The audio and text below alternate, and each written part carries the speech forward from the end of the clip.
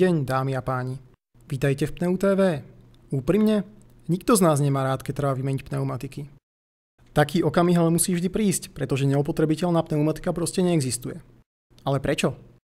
Zmes gumy je vyvinutá tak, aby sa prispôsobila každej nerovnosti na vozovke. Pri jazde dochádza k treniu, ktoré pneumatiku opotrebúva. Pneumatika sa počas svojej životnosti otočí až 25 milión krát a prejavy tohto nepatrného trenia sa postupne stupňujú. Životnosť pneumatiky predĺžuje zloženie gumy, ak je obohatené o posilňujúce prvky. K dlhšej životnosti prispieva aj taká stavba pneumatiky, ktorá vďaka rovnomernému rozloženiu síl optimalizuje kontaktnú plochu s vozovkou. Pre Michelin predstavuje životnosť základné kritérium kvality. Vďaka svojim výskumom sa stal v tejto oblasti skutočným lídrom na trhu. Pokým autá stále jazdia, pneumatiky cesty brázdia a čím dlhšie vydržia, peniažky nám udržia. No, koniec muziky a na budúce zase dovidenia.